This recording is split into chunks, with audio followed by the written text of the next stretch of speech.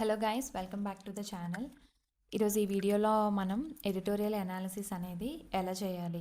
So as a banking preparation స్టూడెంట్గా మనం editorial analysis అనేది ఏ టిప్స్ యూజ్ చేసి మనం చేయాలి. సో క్లియర్ కట్గా మనకి కరెంట్ అఫైర్స్కి హెల్ప్ఫుల్ అయ్యేలాగా, లేదంటే RCs, close tests, synonyms, antonyms build చేసుకోవడం ఎలా. సో క్లియర్ స్ట్రాటజీతో ఎడిటోరియల్ అనాలిసిస్ అనేది ఎలా చేయాలనేది ఈ వీడియోలో డిస్కస్ చేద్దాం. జనరల్గా చాలామంది స్టూడెంట్స్ ఎక్కడైతే మిస్టేక్స్ చేస్తారంటే, ఇక్కడ మనం డిస్కస్ చేద్దాము ఈ స్లైడ్లో.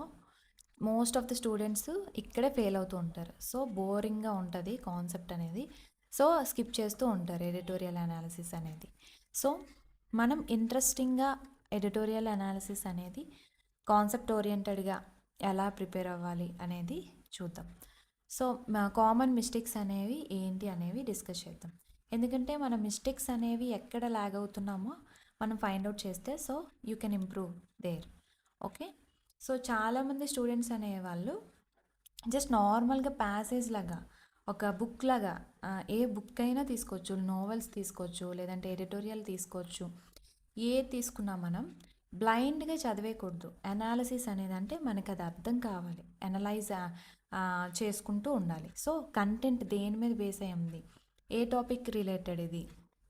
సో మెయిన్గా ఇక్కడ డిస్కస్ చేస్తున్న టాపిక్ ఏంటి అనేది అనాలిసిస్ ఓరియంటెడ్గా మనం చదువుతూ ఉంటే so you can improve your vocabs and also you can solve easily RCs, అంటే రీడింగ్ కాంప్రహెన్షన్. అక్కడ సెక్షన్ ఉంటుంది కదా మన ఇంగ్లీష్ సెక్షన్లో. సో మనకి అలాంటప్పుడు హెల్ప్ఫుల్ అవుతుంది ఈ కంటెంట్. ఇలా అనలైజింగ్ అనేది మనం ఎప్పుడైతే స్టార్ట్ చేస్తామో ఏదైనా చదివినప్పుడు, సో మనకి ఆ వే ఆఫ్ రీడింగ్ అనేది అలవాటు అవుతే మనకి అక్కడ ఆ సెక్షన్లో ఆర్సీస్ సాల్వ్ చేసినప్పుడైనా, లేదంటే ఇంకా క్వశ్చన్స్ ఉంటాయి యాంటోనిమ్స్, సినోనిమ్స్, క్లోజ్ టెస్ట్లో సాల్వింగ్కైనా మనకి హెల్ప్ఫుల్గా ఉంటుంది. ఎందుకంటే ఆల్రెడీ మనం ఈ మెథడ్ అనేది అలవాటు చేసుకోవడం వల్ల సో మనకి ఈజీగా మనం ప్యాసేజ్ అనేది ఇన్ టైంలో చదివేసి క్వశ్చన్స్ అనేవి అటెంప్ట్ అనేది చేయగలం. సో చాలామంది ఇంకో మిస్టేక్ ఏంటంటే బ్లైండ్గా ఒకాబ్స్ అనేవి తెలియదు. ఎందుకంటే డిఫరెంట్ వర్డ్స్ అనేవి వస్తూ ఉంటాయి మనం ఎడిటోరియల్ అనాలిసిస్ చేసినప్పుడు. సో దాని మీనింగ్ అనేది తెలియదు యాక్చువల్గా. మోస్ట్ ఆఫ్ ద వర్డ్స్ అనేవి మనకి చాలా కొత్త వర్డ్స్ అనేవి ఉంటాయి డైలీ. సో మనం ఏం చేస్తామంటే ఆ వొకాబ్స్ అనేవి మనం ఇంప్రూవ్ చేసుకోవాలి. సో ఈ వర్డ్ మీనింగ్ ఏంటి మనం తెలుసుకోవాలి. ఒక్కసారి స్కిప్ చేసామంటే మనకి 2 days తర్వాత అయినా ఆ వర్డ్ అనేది రిపీట్ అవుతూ ఉండొచ్చు. సో మనకి ఆల్రెడీ నువ్వు నేర్చుకొని ఉంటే ఆ వర్డ్ మీనింగ్, సో మీకు ఆ సెంటెన్స్ మీనింగ్ అనేది స్ట్రైక్ అవుతూ ఉంటుంది మైండ్లో. సో అలా బిల్డ్ చేసుకోవాలి మనం ఇంప్రూవ్మెంట్ అనేది. అలాగే మీనింగ్, సెంటెన్స్ మీనింగ్ కూడా చాలామందికి అర్థం కాదు. బ్లైండ్గా ఓకే ముందు సెంటెన్స్ అర్థమైంది కదా అనే ఇమాజినేషన్లో స్కిప్ చేస్తూ ఉంటారు. సో ఇలా అయ్యిందేమో, దీని రిలేటెడ్ ఇది కదా, సో మనకు ఆ పాయింట్ అర్థమైంది కదా అని ఈ సెంటెన్స్ని నెగ్లెక్ట్ చేస్తూ ఉంటారు. సో అలా కూడా మనం చేయకూడదు. అలాగే కంటెంట్ అనేది మనం ఒక నార్మల్గా న్యూస్ పేపర్లో తీసుకుంటే నిన్న జరిగింది కంటెంట్కి రిలేటెడ్గా దాని మీద ఒపీనియన్స్ ఏమైంది, నెక్స్ట్ స్టెప్ ఏం తీసుకున్నారు అనేది అలా ఆ ఓరియంటేషన్లో అనేది కంటెంట్ అనేది 2-3 days రన్ అవుతూ ఉంటుంది. సో మనం ముందు రోజు చదివింది నెక్స్ట్ డే రిలేటెడ్గా అర్థం అవ్వాలి మనకి అంటే మొత్తం అది ఇది కలిపి అనేది ఎడిటోరియల్ అనేది ఇవ్వరు కదండి. సో మనకి ముందు రోజు ఏం జరిగింది, మనం ఏం చదివాము, దీనికి రిలేటెడ్గా ఈ కంటెంట్లో మెయిన్ పాయింట్స్ ఏంటి అనేది మనం గుర్తుపెట్టుకోవాలి. సో ఆ ప్రాసెస్లో అనాలిసిస్ చేసుకోవాలి. సో మనకి ఆ పాయింట్స్ అనేవి రిమెంబర్ చేసుకుంటే మనకి నెక్స్ట్ డే కంటెంట్ అనేది ఫుల్ ఫ్లెడ్జ్డ్గా అర్థమవుతుంది అనమాట. సో అలా చదవాలి మనం ఏదైనా ఎడిటోరియల్. అంటే బల్క్లో చదివేయక్కర్లేదు. ఒక రోజుకి 1 dayలో 30-40 ఎడిటోరియల్స్, లేదంటే డిఫరెంట్ బుక్స్ చదివేయక్కర్లేదు మనం ఇంగ్లీష్ అనేది ఇంప్రూవ్ చేసుకోవాలంటే. సో ఈవెన్ ఒక్క ఎడిటోరియల్ తీసుకున్న డీప్ అనాలిసిస్ అనేది చేయాలి మనం. అలా సినోనిమ్స్ కానీ, వొకాబ్స్ కానీ, సెంటెన్స్ రీఅరేంజ్మెంట్స్ కూడా వస్తాయి మనకి. సో అంత నీట్గా క్లియర్ కట్గా మనం ఒక్క ఎడిటోరియల్ పర్ డే చదివినా ఆ మెథడ్లో మనం డిస్కస్ చేస్తూ ఉండాలి. మనకి మనమే అనాలిసిస్ చేస్తూ ఉండాలి. సో ఇవి ప్రాపర్ మిస్టేక్స్, యూజువల్గా చేసే మిస్టేక్స్ చాలామంది బ్లైండ్గా చదివేయకూడదు, వొకాబ్ స్కిప్ చేస్తూ ఉంటారు.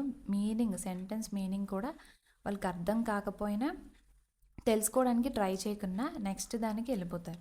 సో ఈ విధంగా మనకి రిపీట్ అవుతూ ఉంటాయి వొకాబ్స్, కాబట్టి మనకి అదే ప్రాసెస్ అనేది మన బ్రెయిన్కి అలవాటు పడిపోతాం. సో మనకి ఒక క్లారిటీ అనేది ఉండదు, కన్ఫ్యూజన్ అనేది అరైజ్ అవుతూ ఉంటుంది. సో దానివల్ల ఏంటంటే ఇంట్రెస్టింగ్గా ఉండదు, బోర్ కొడుతూ ఉంటుంది ఎడిటోరియల్ అనేది చదవడానికి. సో మనం ఇంకా వదిలేస్తాం ఎడిటోరియల్ అనాలిసిస్ చేయడం.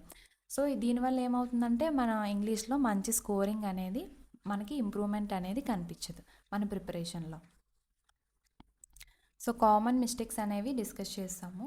ఈ కంప్లీట్ వీడియోలోని మనం ఏం నేర్చుకుంటామంటే ఒక ఎడిటోరియల్ని డిఫరెంట్ పార్ట్స్గా బ్రేక్ చేస్తూ ఎలా చదవాలి, అలాగే మెయిన్ ఐడియా ఎలా ఫైండ్ అవుట్ చేయాలి, అలాగే ఆర్సీస్ రీడింగ్ కాంప్రహెన్షన్స్ అనేవి ఉంటాయి కదా మనకి, ప్యాసేజెస్. మనం స్కూలింగ్లో అటు డిస్కస్ చేస్తే ఆర్సీస్కే ప్యాసేజెస్ ఉంటాయి. సో 5 క్వశ్చన్స్ ఆర్ ఇలా synonyms, antonyms, tone of the passage అలా ఇస్తూ ఉంటాడు క్వశ్చన్స్. సో అవి ఎలా ఇంప్రూవ్ చేసుకోవాలి, అలాగే వొకాబ్స్ అనేవి మనం ఎక్స్ట్రాక్ట్ ఏం చేయాలి, ఎందుకంటే ఒక ప్యాసేజ్లో చాలా వొకాబులరీ అనేది ఉంటుంది. సో మనం ఎంత మొత్తం అన్నీ డిస్కస్ చేయాలా, ఎన్ని వొకాబ్స్ అనేవి మనం నోట్ చేసుకోవాలి అనేది కూడా డిస్కస్ చేద్దాం. అలాగే ఇది ఎలా ఇంప్రూవ్ అవుతుంది మన ఎగ్జామ్స్కి. సో దీని మీద ఈ ఎడిటోరియల్ అనాలిసిస్ అనేది ఎలా ప్రిపేర్ చేసుకోవాలి, నోట్స్ అనేది మనం క్లియర్గా డిస్కస్ చేద్దాం. సో ఫస్ట్ ఎడిటోరియల్ అనాలిసిస్ అంటే ఏంటి? చాలామంది ఎడిటోరియల్ అనాలిసిస్ అంటే న్యూస్ కదా, కరెంట్ అఫైర్స్, నార్మల్గా జరుగుతున్న ఇష్యూస్ రిలేటెడ్ న్యూస్ అని చాలామంది ఒపీనియన్ ఉంటుంది. సో ఎడిటోరియల్ అనాలిసిస్ అంటే జస్ట్ న్యూసే కాదండి, అది నార్మల్గా మెయిన్ ఐడియా ఏంటి. ఈ ఒక ఎడిటోరియల్ తీసుకున్నామంటే ఈ ఎడిటోరియల్ వల్ల ఏం చెప్పాలనుకుంటున్నారు, సో మనకి మెయిన్ ఐడియా అనేది ఐడెంటిఫై చేస్తాము. అలాగే కాంప్లెక్స్ సెంటెన్సెస్ అనేది బ్రేకేజ్ ఉంటుంది. అలాగే న్యూ వొకాబులరీ కూడా మనం ఈ ఎడిటోరియల్స్లో మనం చూస్తూ ఉంటాం. అలాగే ఏం చెప్పాలనుకుంటున్నాడు, ఈ టోన్ ఆఫ్ ద ప్యాసేజ్ ఏంటి. మీరు ఆల్రెడీ ఆర్సీస్లో ఇలాంటి క్వశ్చన్స్ చూసే ఉంటారు, what is the tone of the passage, అలాంటివి వస్తూ ఉంటాయి. సో ఒక మెయిన్ ఒపీనియన్ ఏంటి, ఈ ఎడిటోరియల్ వచ్చిందంటే ఇది దేని బేస్ మీద, ఏ ఇష్యూ మీద ఈ టాపిక్ అనేది డిస్కస్ అవుతుంది. డిఫరెంట్ ఒపీనియన్స్ అనేవి ఉంటాయి కంటెంట్ మీద. సో ఏంటి ఫైనల్గా ఏం స్టెప్స్ తీసుకున్నారు, ఒక ఇష్యూ వచ్చిందంటే దానికి రిలేటెడ్గా ఏం స్టెప్స్ తీసుకున్నారు. ఒక ప్రాబ్లం ఉందనుకోండి, దానికి సొల్యూషన్ ఏమైనా ఉందా, స్టెప్స్ ఏమైనా ఉన్నాయా. డిఫరెంట్ పీపుల్కి డిఫరెంట్ ఒపీనియన్స్ అనేవి ఉంటాయి. సో మెయిన్ ఐడియా అంటే ఏంటి, అసలు దేని మీద స్ట్రెస్ చేసి ఇది ఎడిటోరియల్ అనాలిసిస్ అనేది డిస్కస్ చేస్తున్నారు అనే టోన్లో ఉంటుంది. సో ఎడిటోరియల్ అనేది న్యూస్ కాదండి, అది ఒపీనియన్ మీద. అలాగే ఆ ఒపీనియన్స్కి అనాలిసిస్ అనేది మనం యాడ్ చేస్తే దాన్ని ఎడిటోరియల్ అనాలిసిస్ అని అంటాం. సో ఎడిటోరియల్ అనాలిసిస్ అంటే ఏంటో చూసాము. సో నెక్స్ట్ ఏంటంటే ఈ ఎడిటోరియల్స్ అనేవి ఎందుకు బ్యాంక్ ఎగ్జామ్స్కి అంత ఇంపార్టెంట్, అసలు మనకి ఎక్కడ యూజ్ అవుతాయి. ఓన్లీ కరెంట్ అఫైర్స్ అయినా ఓకే, ఎడిటోరియల్ అనాలిసిస్ చేస్తే కరెంట్ అఫైర్స్ అనేవి పాసేజెస్లో వస్తే ఇన్ కేసు మనం ఐడెంటిఫై చేసుకొని ఆన్సర్ చేయడానికి యూజ్ అవుతుంది అని చాలామంది ఇల్యూజన్లో ఉంటారు. సో అది కాదండి, ఎడిటోరియల్ అనాలిసిస్ అనేవి మనకి చాలా బేసెస్లో యూజ్ అవుతుంది. ఇంగ్లీష్ సెక్షన్లోనే మనకి ఆర్సీస్ ఉంటాయి, రీడింగ్ కాంప్రహెన్షన్స్. ఏంటంటే అక్కడ టోన్ ఆఫ్ ద ప్యాసేజ్ అడుగుతాడు, అందులోనే వొకాబ్స్ అడుగుతాడు, ఏంటంటే యాంటోనిమ్స్, సినోనిమ్స్. అలాగే క్లోజ్ టెస్ట్లో కూడా మనకి యూజ్ అవుతూ ఉంటాయి. అలాగే ఎర్రర్ స్పాటింగ్లో కూడా సర్టెన్ సెంటెన్సెస్ అనేవి ఇస్తాడు. సో గ్రామటికల్గా ఏ మిస్టేక్స్ ఉన్నాయి అనేవి మనకి ఇంప్రూవ్మెంట్ ఉండాలంటే మనం ఎడిటోరియల్ అనాలిసిస్ అనేవి చేస్తూ ఉంటే మనకి ఆ ఫార్మ్ ఆఫ్ ద సెంటెన్సెస్ అనేవి ఐడెంటిఫై చేయగలం. అలాగే సెంటెన్స్ రీఅరేంజ్మెంట్స్ ఉంటాయి, jumble sentences. So jumble sentences అన్నా సెంటెన్స్ రీఅరేంజ్మెంట్ అన్నా ఒకటే. సో జంబులింగ్ ఇస్తూ ఉంటాడు సెంటెన్సెస్. సో మన మీనింగ్ఫుల్ ప్యాసేజ్ అనేది కన్స్ట్రక్ట్ చేస్తూ ఉండాలి. సో ఇక్కడ అలాగే వొకాబులరీ క్వశ్చన్స్ ఉంటాయి. డిస్క్రిప్టివ్ పేపర్లో కూడా మెయిన్ సెక్షన్లో వస్తాయి మనకి. అది ఎస్ఐ రైటింగ్ కూడా మనకి యూజ్ అవుతూ ఉంటాయి. మనకి ఏదైతే టాపిక్ మీద గ్రిప్ ఉంటుందో మనకి డిస్క్రిప్టివ్ సెక్షన్లో క్వశ్చన్స్ ఇస్తాడు కాబట్టి ఏ ఆర్ బిలోని మనకి ఏ కాన్సెప్ట్ బాగా మనం అనాలిసిస్ చేస్తే దాని మీద ఒక 200 to 300 వర్డ్స్ లిమిట్ ఉంటుంది కదా. సో అన్ని వర్డ్స్ ప్రొఫెషనల్గా మనం రాయొచ్చు ఎస్ఐ రైటింగ్లో, డిస్క్రిప్టివ్లో. సో అలా యూజ్ అవుతుంది ఇంగ్లీష్ అనేది మెయిన్ రోల్ అనమాట మన సెలెక్షన్. సో ఎడిటోరియల్ అనాలిసిస్ అంటే ఏంటో చూసాం. అలాగే ఏంటి మనకి ఎక్కడ యూజ్ అవుద్ది అనేది కూడా డిస్కస్ చేసాం.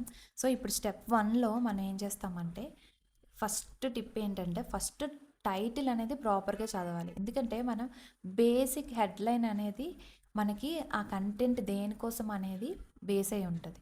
సో టైటిల్ అనేది స్కిప్ చేయకూడదు మనం. సో ఈ టాపిక్ దేనికోసం అని తెలియాలంటే టైటిల్ మస్ట్ అండ్ షుడ్గా రీడ్ చేయాలి. సో టాపిక్ అనేది ఆల్రెడీ మనకి ఎప్పుడైతే టైటిల్ అనేది ప్రాపర్గా రీడ్ చేస్తామో మనకి ఆ టాపిక్ దేనికోసం అనేది మొత్తం ఓవరాల్గా మనకి ఒక ఐడియా లేకపోయినా సో సర్టెన్ కొంచెం నాలెడ్జ్ అనేది మనకి దాని మీద వస్తుంది టైటిల్ అనేది ప్రాపర్గా రీడ్ చేయడం వల్ల. సో అది స్కిప్ మాత్రం చేయకూడదు. సో మన నెక్స్ట్ క్వశ్చన్ మనం అనాలిసిస్ చేసుకోవాల్సింది ఏంటంటే ఎకానమీ సంబంధించిందా, పాలిటిక్స్కా, లేదంటే బ్యాంకింగ్ రిలేటెడా, సొసైటీకి సంబంధించిందా, ఆ టాపిక్ దేనికోసం అనేది మనం అనాలిసిస్ చేసుకోవాలి. అలాగే దీనికి ఇది పాజిటివ్గా చెప్తుందా, డిస్కస్ చేస్తుందా, లేదంటే నెగిటివ్ రిలేటెడ్ ఇష్యూస్ డిస్కస్ చేస్తుందా అనేది మనకి ఆ టైటిల్ ప్రాపర్గా చదివితే అది నెగిటివ్ ఇంపాక్టా, పాజిటివ్ ఇంపాక్టా, అది ఏ రిలేటెడ్ ఇష్యూ అనేది క్లియర్గా మనకి అర్థమవుతుంది. సో టైటిల్ అనేది కంపల్సరీగా చదవాలి ఫస్ట్ స్టెప్ అనేది. సో స్పీడ్గా ఎడిటోరియల్ అంటే ఒక చిన్న ప్యాసేజ్లా ఉంటుంది. సో ఒక 5 minutesలో 2 minutesలో చదివేసి క్లోజ్ చేసేయడం అలా కాదు. అంటే స్పీడ్ అనేది ఇంపార్టెంట్ కాదు అక్కడ మనకి. డీప్ అనాలిసిస్ అనేది ఇంపార్టెంట్. వర్డ్ టు వర్డ్ అనేది చదవాలి. అలానే ట్రాన్స్లేట్ చేసుకుంటూ వెళ్ళడం కాదు. మనకి చాలా అర్థమవుతూ ఉంటుంది చదువుతూ ఉంటే. ఒక 1 week కష్టంగా ఉన్న సెకండ్ వీక్ నుంచి మన ఇంప్రూవ్మెంట్ అనేది ఉంటుంది. సో మనం ట్రాన్స్లేట్ చేసుకుంటూ వర్డ్ బై వర్డ్ అలా స్కిప్ చేసుకుంటూ వెళ్ళకూడదు. సో పారాగ్రాఫ్ వైజ్గా చదువుతూ ఉండాలి. తర్వాత ఈ పారాగ్రాఫ్లో మెయిన్గా దేని మీద ఫోకస్ చేశారు, సో మనం నేర్చుకోవాల్సిన వర్డ్స్ ఏంటి, కొత్త న్యూ వర్డ్స్ ఏమైనా ఉన్నాయా, సో ఇక్కడ మనకి లైన్లో మనం మెయిన్ థీమ్ ఏం నేర్చుకున్నాము అనేది మనమంతలో మనం అనాలిసిస్ అనేది సెల్ఫ్ అనాలిసిస్ అనేది చేసుకోవాలి. సో నెక్స్ట్ ఏంటంటే మనం పారాగ్రాఫ్ వైజ్గా డిస్కస్ చేస్తూ అనాలిసిస్ చేసుకుంటూ వెళ్తుంటే ఏమవుతుందంటే మెయిన్ కాన్సెప్ట్ ఏంటి అంటే మెయిన్ థీమ్ ఏంటి, ఇక్కడ ఈ ప్రాబ్లం మీద ఏం ప్రాబ్లం, ఈ ప్రాబ్లంకి సొల్యూషన్స్ ఏంటి, అసలు ఈ ప్రాబ్లం ఎంత డిస్కస్ చేయడానికి కాజెస్ ఏంటి అనేవి మనం అలా డీప్ అనాలిసిస్ చేస్తూ లాస్ట్కి ఒపీనియన్స్ ఏంటి, సొల్యూషన్ ఏమైనా ఉందా, రిజల్ట్, కన్క్లూజన్ అనేది చాలా ఇంపార్టెంట్. సో ఈ ప్యాసేజ్లో నువ్వు 1 line అంటే మెయిన్ థీమ్ ఏంటి 1 lineలో రాసుకోవాలి మనం. ఫర్ ఎగ్జాంపుల్ ఇక్కడ ఆర్బీఐ రెపో రేట్ కానీ మానిటరీ పాలసీస్ కోసం కానీ ఎడిటోరియల్ చదివామంటే అక్కడ ఇన్ఫ్లేషన్ పెరిగిందా తగ్గిందా, రెడ్యూస్ ఇట్ టు సంథింగ్ అలా వాల్యూస్ ఇస్తూ ఉంటాడు. సో ఆ ఎడిటోరియల్ అనేది మానిటరీ పాలసీ అనుకోండి. సో మన ఎగ్జాంపుల్గా ఇక్కడ చూస్తే editorial discusses about inflation control, అంటే ఇన్ఫ్లేషన్ ఎలా కంట్రోల్ చేయాలి, ఆర్బీఐ అనేది మానిటరీ పాలసీస్ ఎలా క్రియేట్ చేసింది, ఎంత వాల్యూ ఉంచింది అనేవి మనకి అక్కడ ఎడిటోరియల్ మొత్తంలో మనం చూస్తూ ఉంటాం. సో ఒక షార్ట్ క్లియర్గా థీమ్ చెప్పాలంటే ఏంటి అంటే సింపుల్గా అక్కడ ఇన్ఫ్లేషన్ కోసం డిస్కస్ చేసినట్టు మనకు క్లియర్గా అర్థమవుతుంది. సో అలా మనం అనాలిసిస్ చేసుకుంటూ ఉండాలి. నెక్స్ట్ ఏంటంటే కాంప్లెక్స్ సెంటెన్సెస్ ఉంటాయి, చాలా ఎక్కువ ప్యాసేజెస్ పారాగ్రాఫ్స్ ఉంటాయి. సో మనం దాన్ని ఎలా బ్రేకేజ్ చేసుకుంటూ ఉండాలంటే ఇక్కడ నార్మల్గా స్కీమ్స్ రిలేటెడ్ కానీ గవర్నమెంట్ ఫిజికల్ డెఫిషిట్స్ కానీ మానిటరీ పాలసీస్ కానీ డిస్కస్ చేస్తూ ఉన్నామంటే మనం అక్కడ గవర్నమెంట్ ఎంత స్పెండ్ చేసింది దాని మీద, అలాగే ఎలా ఇంక్రీజ్ చేశారు, ఎలా కంట్రోల్ చేశారు, మెయిన్ పాయింట్స్ ఉంటూ ఉంటాయి. సో ఫస్ట్ అనేది మనకి ఎంత రెడ్యూస్ అయింది, దానివల్ల ఎఫెక్ట్స్ ఏంటి, అలాగే ఎంతకి ఇంక్రీజ్ చేశారు, అసలు ఎలా కంట్రోల్ చేశారు అనేది మనం క్లియర్గా డిస్కస్ చేసుకుంటూ అనాలిసిస్ చేసుకుంటూ బ్రేక్ చేసుకుంటూ ఉండాలి టాపిక్స్ అనేవి.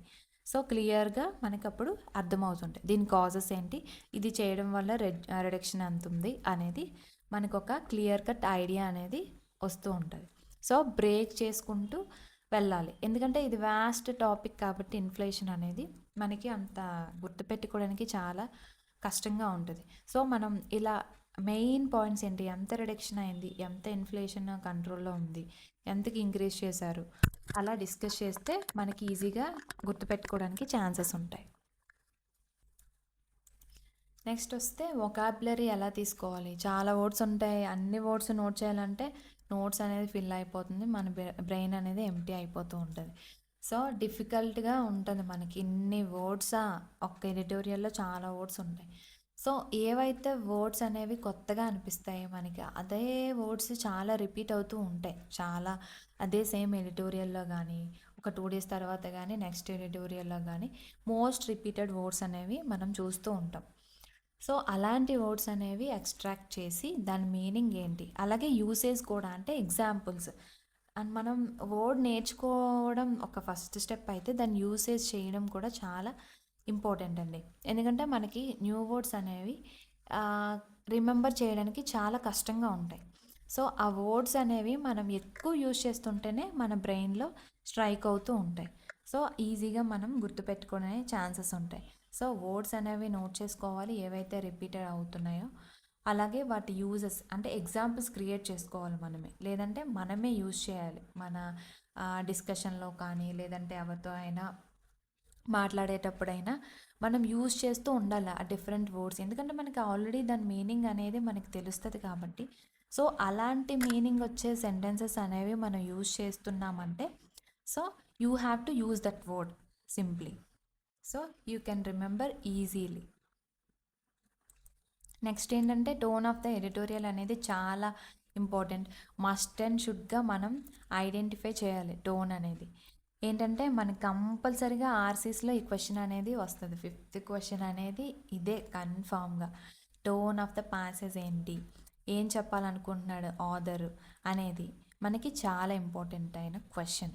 సో ఆ పాజిటివ్ ఇంపాక్టా, ఏం క్రియేట్ చేసింది, నెగిటివ్ ఇంపాక్టా, లేదంటే క్రిటికల్ థింకింగ్లో ఉందా, లేదంటే న్యూట్రల్ అంటే వాళ్ళకి సపోర్ట్ లేదు, నార్మల్గా పాజిటివ్ వైబ్స్ లేవు, నెగిటివ్ వైబ్స్ లేవు, న్యూట్రల్లో ఉండి ఇన్ఫర్మేషన్ ఇచ్చారా, లేదంటే అనాలిసిస్ చేసే అంటే ఆ రిలేటెడ్ టాపిక్కా, లేదంటే సజెస్టెడ్ టాపిక్సా, అంటే రికమెండేషన్స్ కొన్ని ఉంటాయి టాపిక్స్, ప్రపోజల్స్ ఇలా చేస్తుంటే ఎలా బాగుంటుంది, ఈ స్కీమ్ ఇంప్లిమెంట్ చేస్తే ఎలా ఉంటుంది, అలాంటి టాపిక్స్ కూడా డిస్కస్ చేస్తూ ఉంటారు. సో అవి సజెస్టివ్ మెథడ్లో ఉందా, పాజిటివ్ ఇంపాక్ట్ ఉందా, కంప్లీట్గా ఆపోజిట్ ఇంపాక్ట్ ఉందా అనేది డిస్కస్ చేస్తూ ఉంటారు. సో మనం అది మస్ట్ అండ్ షుడ్గా ఐడెంటిఫై చేయాలి. నెక్స్ట్ ఏంటంటే ఇప్పుడు మనం ఎడిటోరియల్ అనాలిసిస్ అనేది ఓన్లీ ఆర్సీస్ కోసమా, క్లోజ్ టెస్టా, ఎర్రర్ స్పాటింగా, జంబుల్ సెంటెన్సెస్ కోసమా, లేదంటే ఇంగ్లీష్ ఇంప్రూవ్మెంట్ కోసమా అనే కాదు, కరెంట్ అఫైర్స్ కూడా రిలేటెడ్గా ఉంటుంది మనకి ఎడిటోరియల్ అనాలిసిస్ అనేది. సో మనకి ఇక్కడ ఏం చేయాలంటే మనం రిలేటెడ్గా ఉంటుంది అంటే డైరెక్ట్గా అక్కడ ఉండదండి, మనం అనాలిసిస్ చేసుకోవాలి.